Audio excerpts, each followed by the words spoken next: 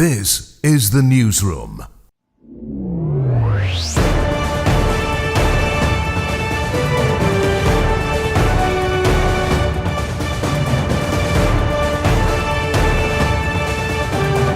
This is the Newsroom for today, Thursday, July 31st, 2025. We're broadcasting to you on E1, SKAR TV, NTN, and TARZEE TV in Bartica. In the headlines, President Ali promises major upgrades to the part-time jobs program in second-term bid. But don't forget who started the program. Don't forget who you can trust to expand the program and to give you more under the part-time program. Country's first internationally accredited maritime graduates ready to sail the global seas. Building Expo 2025 nearly sold out as international exhibitors from China and India confirm participation. Proud Afro-Guyanese designer Esther Gittens showcases vibrant African wear and craft at Emancipation Village. And in sport, Sammy calls for change of mindset as West Indies take on Pakistan, and Regal Stationery boasts T10 Blast with prizes for players and spectators.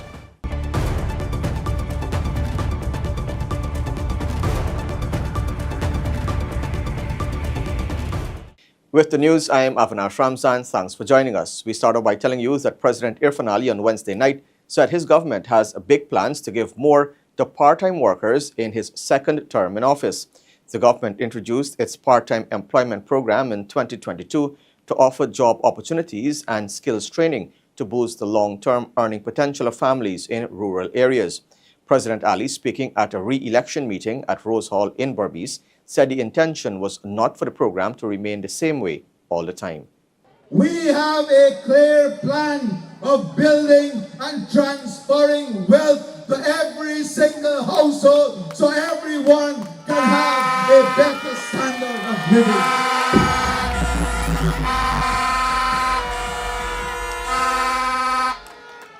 The thousands of women who never had an opportunity to earn, but today are earning on the part-time program. Today they come to tell you that they will give you more. But don't forget who started the program. Don't forget who you can trust to expand the program and to give you more under the part-time program.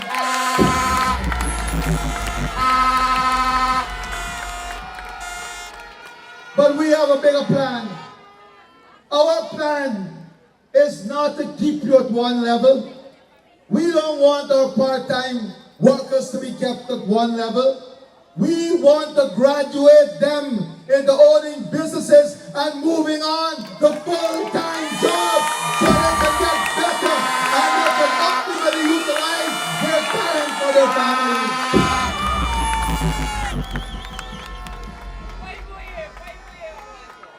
That is what we are building, a strong, stable, and secure Guyana for everyone. Now, Esther Gittens is a proud Afro-Guyanese woman who has been on a mission to share aspects of her heritage through clothing and craft for decades now. As Guyana celebrates Emancipation Day on Friday, Gittens took her designs to Main Street, where the Emancipation Village allows one and all to immerse themselves in the African culture. Between sewing new dashikis and bags to sell, Gittens spoke to the Newsroom about her efforts to bring these African pieces to life.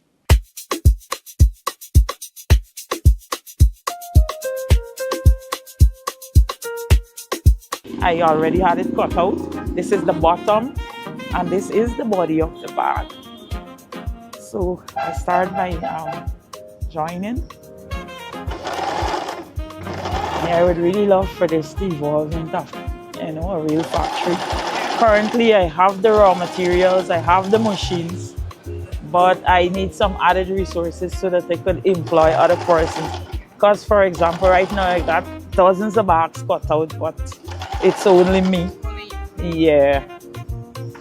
My children are into this too, but they have their other things that they do. For example, they're now returning from a youth camp, so I had to paddle my own canoe by the time.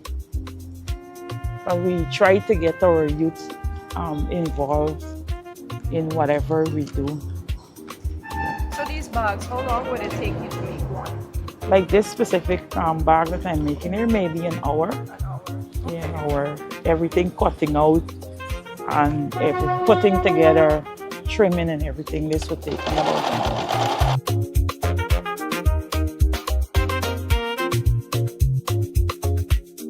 My personal business is Sketch to the Main Enterprise, which we specialize in African garments and local made handbags and all handicraft in general, with a special focus on calabashes and seed jewelry.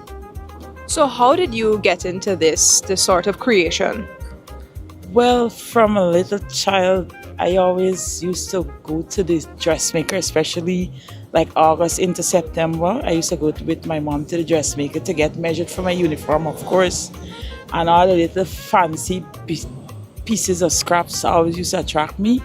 So I used to like pick out what I like, and she gave me that option. But I went home and created small purses, and my classmates just used to buy them out.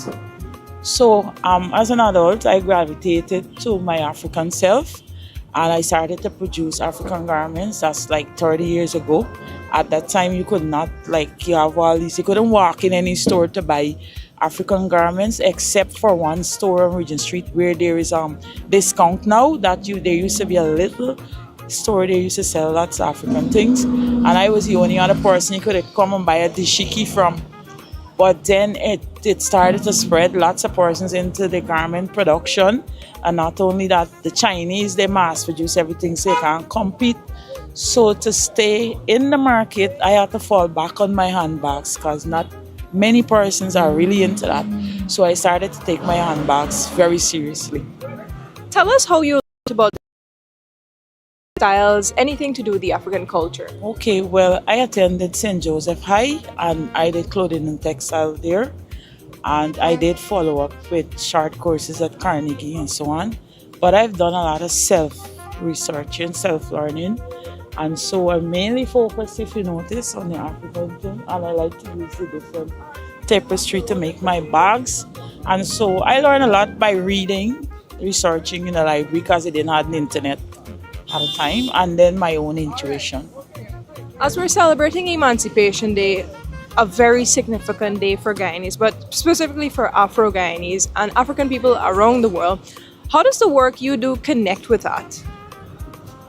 Well, this for me is an everyday thing, and I usually, for many years now, more than 25 years, I've used emancipation to reaffirm my African self, and I try my best to wear my African garments every day. Even if I wear a casual jeans or pants or skirt or so, I always have on my African top, my head wrap, or my wrap skirt, a plain top, and so on. So I want people to know when they see me that I know I'm African, I'm proud of myself and my ancestry. And so I think me portraying as an individual, because it used to be a lonely place, and some people used to say, I was an African prince, but now it's catching on a lot of other persons are incorporating it into their daily lives. And I don't see emancipation as a one day just drink, fun and dance. It's more about getting back to your root and trying to regain what we have lost as Africans, because as you know, we were captured and forced and brought here through the transatlantic slave trade. We weren't able to bring any of our culture at all. And so we use this time emancipation to try to learn more about ourselves, more about our foreparents, and try to really incorporate it into our lives. And we hope that other persons would take an example out of the way we live. 29 graduates from the Atlantic Alliance Maritime and Offshore Training Institute are now ready to take on the world's oceans, having completed the country's first internationally accredited maritime program thanks to the Gold Scholarship Initiative. Shania Ali has the details. In full uniform and with pride, 29 cadets on Wednesday marked the end of a 3-year journey and the beginning of another, this time as certified seafarers ready to navigate international waters. We started our journey thoughtful, uncertain, and somewhat overwhelmed. The sea was just a concept. Navigational charts was just paper. And the engineering lab, well, it was quite intimidating. But with every drill, every lesson, every muster, we rise as cadets, then colleagues, and now we emerge as seafarers. The graduates completed rigorous training in maritime operations, offshore safety, and global industry protocols at Atlantic Alliance Maritime and Offshore Training Institute, AMOTI. It's the only international maritime organization recognized institution in Guyana. All our graduates can work in any flag, under any flag, including the United Kingdom. So today, I stand proud. I didn't just open an institute. I opened an accredited institute that has the standards that can stand up in the global market. Ready for the maritime and the oil and gas sector. Delivering the feature address, Prime Minister Mark Phillips praised the class of 2025 for their perseverance and dedication. Their program was fully funded by the government of Guyana through the Gold Scholarship Initiative. With Guyana's coastline emerging as a gateway to international trade and offshore energy production, the relevance of your training could not be more timely or more vital. You know, Guyana is 83,000 square miles of land. But if you multiply 270 miles of coast by 200, you get 54,000 square miles of sea out there. That is larger than many countries. So that's now your playground. And then you can go further than that, all right? Through the Caribbean, anywhere you go around the world, you can sail further than that. As our oil and gas sector continues to expand, the demand for skilled, competent, and certified Guyanese professionals like you will only increase. In a world where the maritime industry moves 90% of global trade, and where offshore platforms are the engines of energy supply, you are now at the helm of a high demand environment where you will be able to make a meaningful impact once you set out on your careers. All 29 graduates will now be placed with international companies for internships. For the newsroom, Shania Ali. Now, Guyana and Suriname are now working hand in hand to position themselves as a twin destination, offering adventurous retreats focused on shared history and experiences. On Thursday, the Tourism and Hospitality Association of Guyana and the Suriname Hotels and Tourism Association signed a memorandum of understanding.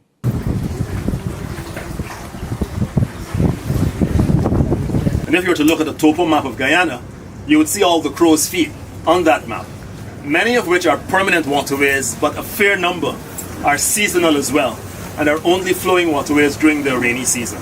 Whether it's an adventurous retreat for group travelers or a boat ride to see the majestic islands of Essequibo, the Tourism and Hospitality Association of Guyana, FAG, and the Suriname Hospitality and Tourism Association, SHATA, are collaborating to promote these products globally. A team from SHATA, the Suriname ambassador to Guyana, Lizelle Blankendal, and the Guyana Tourism Authority, GTA, on Wednesday visited several of the tourism products in Guyana's Essequibo. The visiting team explored Fort Island, where the rich history of the Dutch in Guyana was highlighted, and experienced both countries encountered.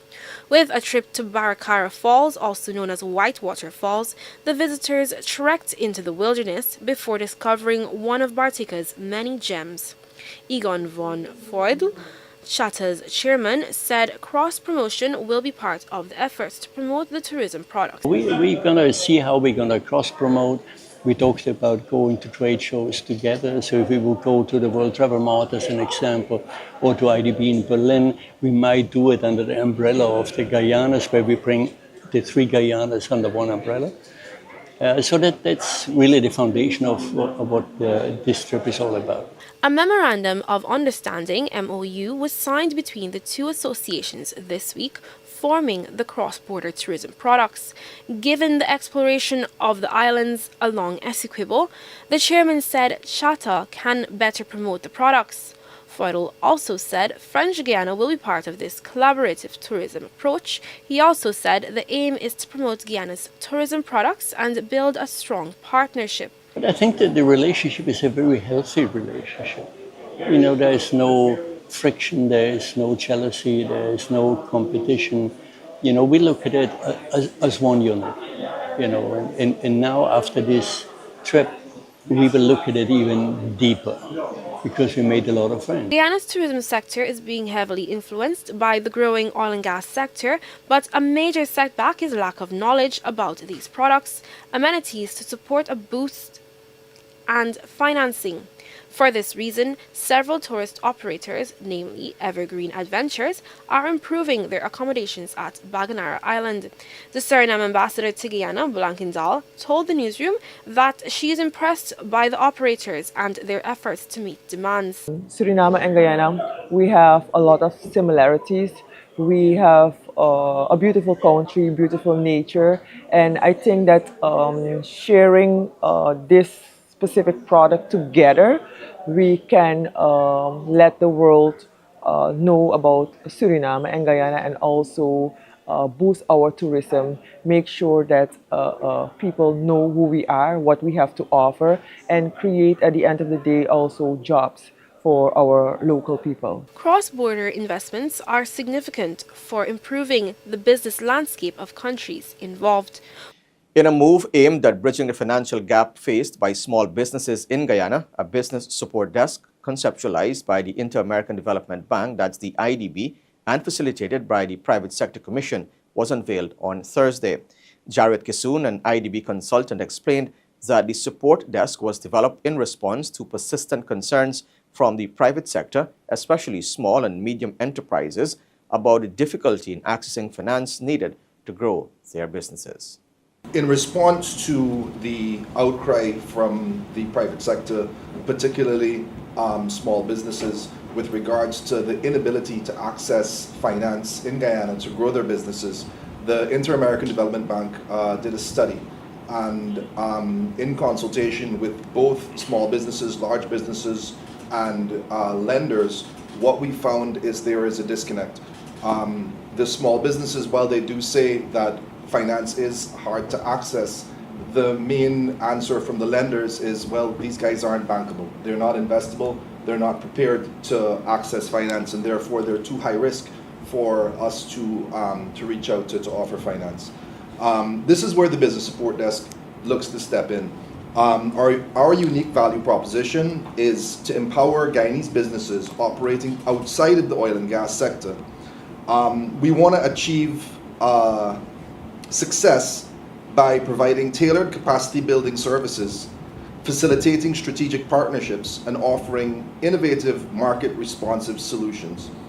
Through direct engagement and strategic linkages with financial institutions, business service providers that have been shortlisted by the Inter-American Development Bank, and private sector entities like the Chamber of Commerce, like the Manufacturing Association, like the Tourism and Hospitality Association, and all of the support members of the Private Sector Commission.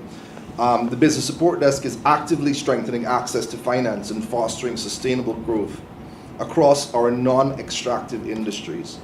This ultimately contributes to a more resilient and diversified Guyanese economy, creating much-needed buoyancy in non-traditional and non-oil sectors.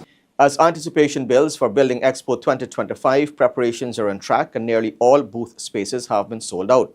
With 95% of spots sold, the event is shaping up to be one of the biggest yet, drawing participation from major international exhibitors, including companies from China and India.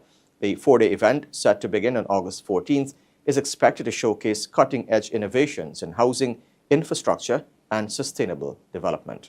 The countdown is on and the excitement is building. In less than 2 weeks, the National Stadium in Providence on the east bank of the Marara will transform into a hub of innovation, design, and cutting-edge technology. Currently, preparations are underway for Building Expo 2025, the largest event of its kind in the region, set to run from August 14 to 17. Minister of Housing and Water Colin Crowell provided an update on preparations on the ground. A lot of persons were asking when we were going to start this setting up, and we had to time ourselves in between in terms of the two crickets, and that is for the Global Super League and now the upcoming CPL.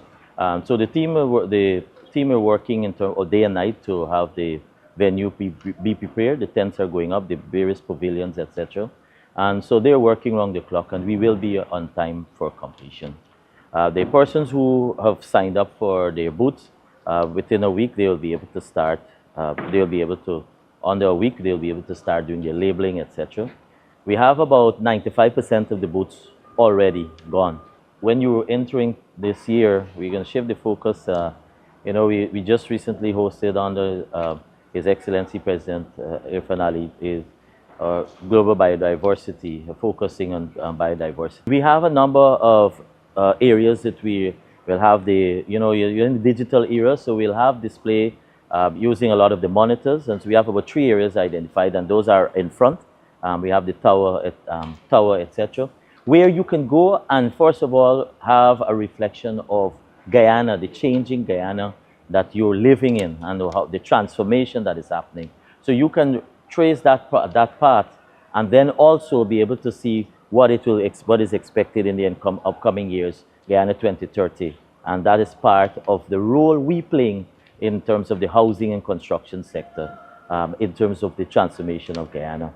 And so certainly, this is an exciting time to be in our country, an exciting time to be participating, and as a potential homeowner, as somebody who also wants to do their own changes, modification, renovation, etc., you have innovative technologies that is available for you to embark on in terms of materials, etc. International Building Expo 2025 is expected to attract hundreds of exhibitors. Kroll said already a number of international exhibitors have signaled their interest to participate in the expo. Exhibitors that are coming from the US, Trinidad, Barbados, India. I also am aware, as far as, China, some Chinese companies have indicated interest, and Colombia. We do have some companies who, especially for construction, and that comes out of Colombia. You have the Dominican Republic, etc. So those are about 8 countries that we've categorized for internationally that are participating, for companies are participating from. I know this nationally, there's a lot of distraction happening in terms of election preparedness. So a lot of persons are out and about. But I also want to ask, even individuals, spare a little time to come down to the International Building Expo. What you have experienced in the last 5 years under the Ministry of Housing and Water in terms of, or onwards towards home ownership, onwards towards construction, to be able to have persons feel part of, one, be able to access loans so that they can build, so you have the interest rate coming down. That experience, it transcends across. It doesn't matter low, moderate, middle, high income, all levels of society have been able to participate in our housing program. As we have already committed as a party and as a government, we will have the continuation of the housing program and other initiatives. We will also now have more injection in terms of subsidy types program that assist persons for repairs, extension, because sometimes persons just want to change out their step, their window, their zinc, etc., a little assistance they're looking. So we've been working with such persons and the lending institutions. Building Expo 2025 is being held under the theme, The Road to Success, Guyana 2030 and beyond. For the newsroom, Sharda Bacchus. The Guyana Police Force is undergoing major transformation with training now tailored to meet the evolving needs of policing. Deputy Commissioner of Police Ravindra Budram says more officers, especially indigenous ranks and women, are being trained and deployed across the country. He also noted that hundreds have benefited from specialized training, both locally and overseas, in areas such as crime fighting, intelligence, mental health, and gender-based violence. Training and recruitment has changed significantly over the years. The present training has been modified to include gender-based training, domestic violence, computer training, and a whole host of other training. One area that I would like to highlight under the recruitment is diversity. Today, there are over 380 indigenous police who are trained at the economy. Complete training and they're serving back in their communities at regions 1, 7, 8, and 9. Another area I want to identify, diversity under the women, the recruit. At that time, there were few women. Now, there are larger numbers. There are larger numbers. The women are given the opportunity to serve in all aspects and departments in the force. Our officers on the job, we treat them with privilege because they are a human asset. Firstly, on the job training, we ensure that they have overseas training. Over the years, you would have trained over 600 officers at different institutions, economies, and countries. The US, India, Canada, to name a few. They have trained in the area of information technology, domestic violence, investigation, to name a few. Once you are smart, disciplined, capable, and willing, the door is open for you. Come and join the force now. More news still ahead. Stay tuned. You're watching the Newsroom.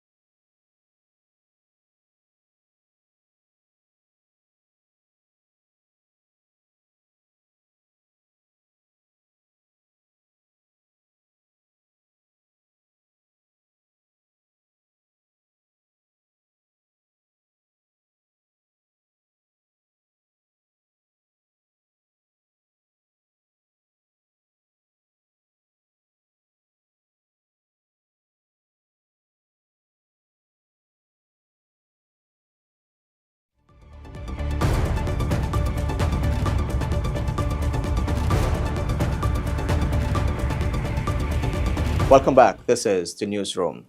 At the African Caribbean Trade and Investment Forum in Grenada, Chairman of the Shipping Association of Guyana, Kumal Singh, issued a clarion call for regional leaders and the private sector to urgently fix glaring gaps in logistics and shipping that are stifling trade between Africa and the Caribbean. Speaking on a high-level panel themed Advancing Opportunities for Strengthening African, Caribbean, and African Value Chains, Singh joined senior executives from Afreximbank, the CARICOM Private Sector Organization, and other key institutions to explore ways to deepen integration across industries like agro-processing, logistics, pharmaceuticals, and the creative economy. What is happening in Guyana, and I'll use Guyana and Brazil just for an example of what can happen if we strengthen our relationship between the Caribbean and Africa nation. There currently is a road that is being constructed between Georgetown and northern Brazil. It's approximately 400 and plus miles road stretch. But when that road is completed, it's going to significantly improve trade between northern Brazil and using Guyana as a pass-through to access the North American market.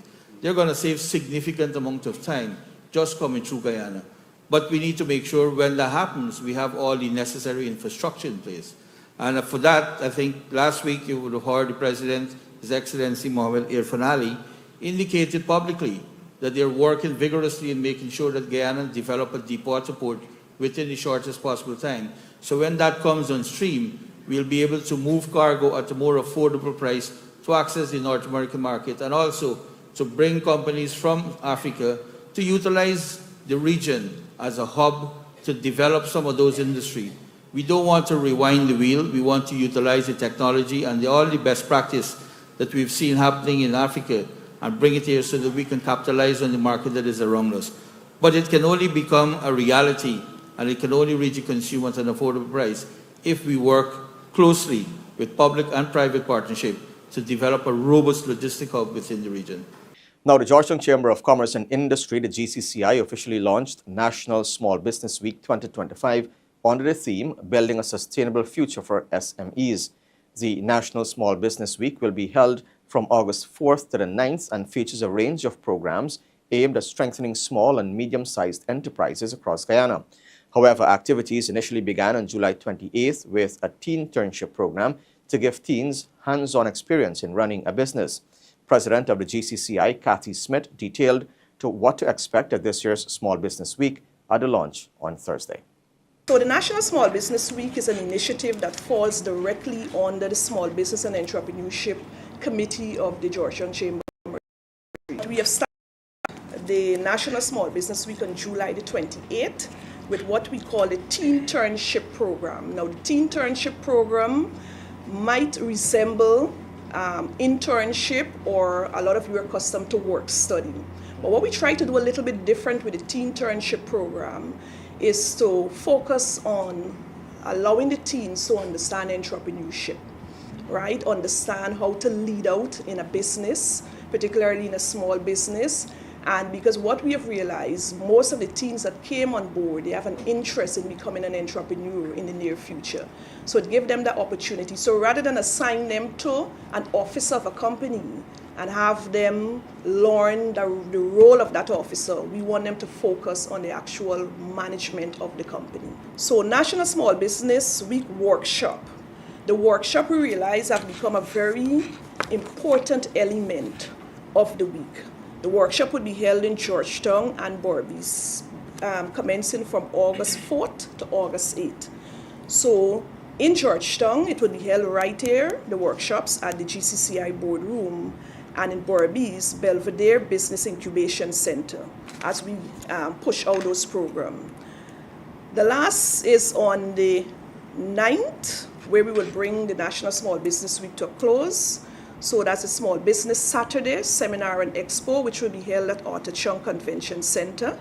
Of course, we'll have a formal session, and then we would have a few seminar topics being discussed while the Expo is happening. So some of the topics that will be discussed is cybersecurity, smart financing, growing your business, building sustainable businesses. And at that seminar, we have quite a few individuals who have been supporting the work of small businesses for over 30 years, some 20 years, 25 years, and we're happy that they would take the time out to be there to support us. Now, efforts to accelerate regional growth are progressing, and according to the Surinamese ambassador to Guyana, Lizelle Blackendal, trade missions have greatly impacted this.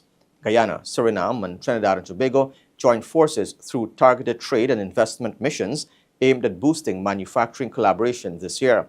As these countries work to diversify their economies, the mission marks a key moment in building shared supply chains, improving logistics, and positioning local producers to compete in a broader Caribbean market. The ambassador said several discussions following the missions in Guyana and Suriname point to an economic boost for each country.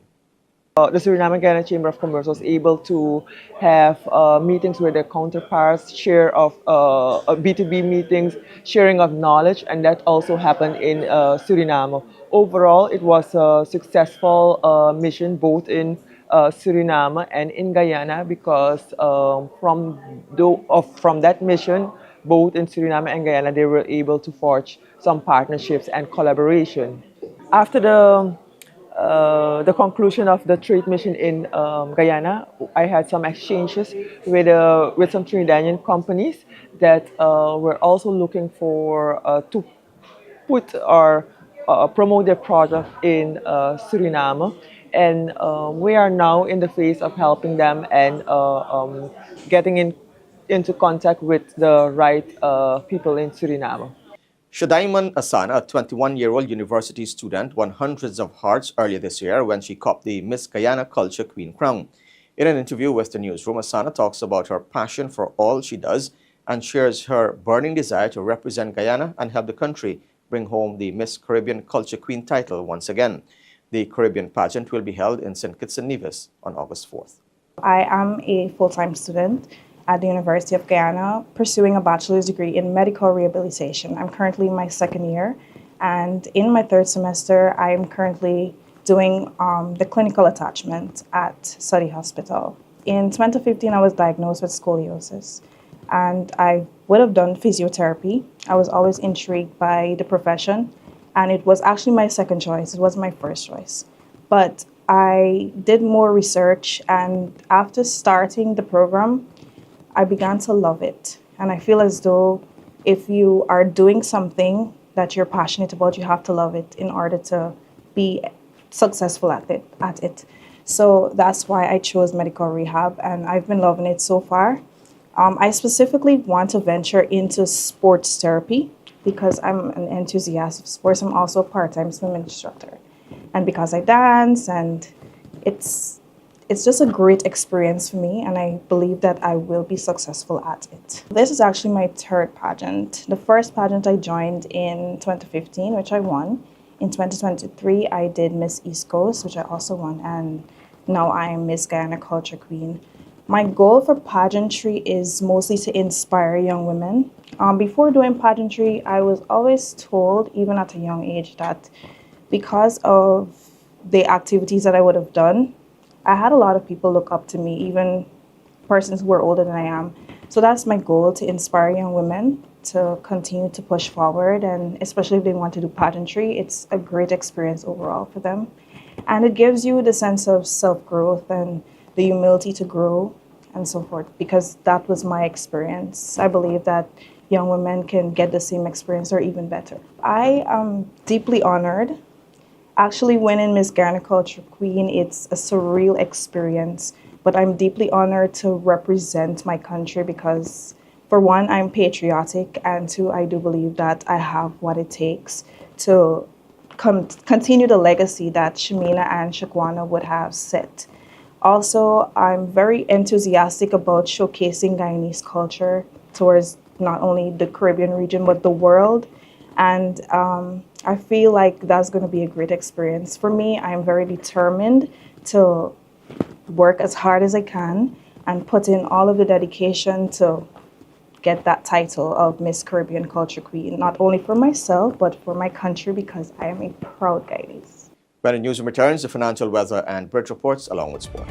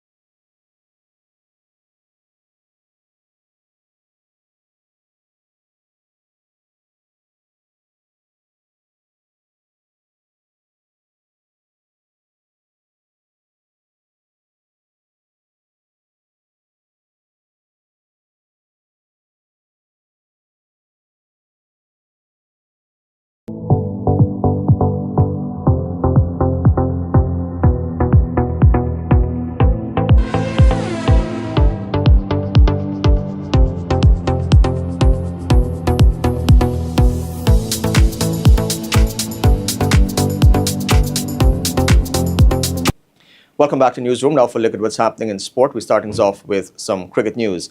West Indies have made 4 changes to the T20 squad that faced Australia recently as they prepare to take on Pakistan in a 3-match series in Florida from July 31st to August 3rd. Fast bowler Shamar Joseph, along with batsmen Casey Carty, Alex Atenez and Johnson Charles have been drafted into the squad for Alzari Joseph, Evan Lewis, Brandon King and Shimron Hetmyer. Alzari Joseph has been granted rest for the T20 leg of the Pakistan home series to manage his workload ahead of a busy schedule of cricket for the rest of the year after full participation in the recent tour of the UK and the home series against Australia. Lewis has been ruled out of the series with an injury and will return home for monitoring ahead of the 50-over leg of the series.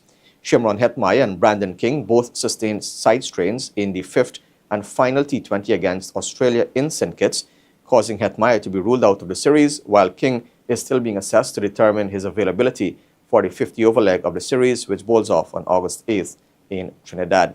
The West Indies squad for the T20 series versus Pakistan reads Shea Hope captain Joel Andrew, Alec Atenez, Jediah Blades, Casey Carty, Johnson Charles, Ruston Chase, Matthew Ford, Jason Holder, Akil Hussain, Shamar Joseph, Kudakesh Moti, Shufain Rutherford and Romario Shepherd. The opening game starts at 20 hours tonight. Now, Coach Darren Sammy is calling for a change in mindset as the West Indies take on Pakistan in 3 T20 internationals with the hope of lifting themselves out of a terrible rut. The Caribbean side just lost 5-0 to Australia in a T20 series, extending a lean patch in the format. They have won just 3 of their last 22 matches in the format. It was also West Indies' 5th series defeat in 6 series since defeating South Africa 3-0 in the Caribbean in 2024. I mean, you don't want to turn up in this new series with any baggage mentally from the Australia series. You know, Pakistan is a very, very good team, and we as a T20 unit in the transition phase from, you know, different captain, it's just building that mindset of belief. I'm just being more game aware in the different situations, and just by looking at the guys train, I encourage them to, you know, to change their mindset from the Australia series into the Pakistan series, to be more consistent in the execution, more aware in the situations of the game, so that we could make better decisions over a long period of time. So I'm excited about the series, and yeah, I'm definitely looking forward to that. Guyana Amazon Warriors have announced 2 changes to their squad for the upcoming Caribbean Premier League slated for August 14th to September 21st. New Zealand all-rounder Glenn Phillips has picked up an injury and has been replaced by the Australian big hitter Ben McDermott, while the all-rounder Hassan Khan will miss the first 3 games, and in comes fellow Pakistani Iftikhar Ahmed. The Guyana Amazon Warriors squad reads Imran Tahir, Shimron Hetmyer, Romario Shepherd, Shea Hope, Ben McDermott, Kudakesh Moti, Moeen Ali, Shamar Joseph, Kimo Paul, Dwayne Pretorius, Shamar Brooks, Kimal Savory, Hassan Khan, Iftikhar Ahmed, Jediah Blades, Kevin Anderson, Quinton Sampson, and Riyad Latif. Regal Stationery and Computer Center has stepped up its support for the CARES 1 Guyana T10 Blast, handing over prizes for both top individual performers and lucky fans ahead of the tournament's grand finale on Sunday, August 3rd at the National Stadium, Providence. John Ramsing, speaking on behalf of the organizers, FL Sport, expressed his immense delight at the company's continued commitment to the tournament. Among the impressive prizes on offer are a brand new motorbike for one fortunate fan, $150,000 cash prize for the most valuable player, and $100,000 each for the players with the most runs and most wickets. Additionally, television sets will be awarded, all courtesy of Regal Stationery and Computer Center. Yeah, one of the repeat sponsors, Regal Stationery and Computer Center, putting their money where their mouths are really, and showing that they're one of the corporate, social responsible citizens of this country, balancing sport with their business and so on. Yeah, so once again, coming on board with these individual prizes says a lot about what they're doing for sport, what they're doing for the general development of the country, because sport, of course, plays a major role. And despite cricket is a team game, it was played by individuals. So, before I look at it, at the prizes that are being offered, right, it's the cash incentives along with this muscular motorcycle, right, for the MVP, television sets, not only for players who are doing well, but spectators as well, because spectators play a big role in this entire tournament, the KS1 Guyana T10 Table Blast. So once again, Regal, I just don't think words can say how happy we are, but just want to say thank you so very much on behalf of all of the players, the rest of the management team. Big thank you. And the KS1 Guyana T10 Table Blast touched Essequibo for the first time last weekend, and the tournament did not disappoint with matches at 4 venues: Hampton Court, Pomona, Richmond, and Regina. Cramped into one day instead of 2 due to competing events in the county, the Essequibo zone ended with Madhya Movement's family defeating Avinash All-Stars in the final. They booked a spot in the national finals against Montreal Jaguars, Eccles All-Stars, and defending champions Titans All-Stars on August 3rd at the National Stadium, Providence. Here are the highlights of the Essequibo zone. Enjoy. See you back here tomorrow.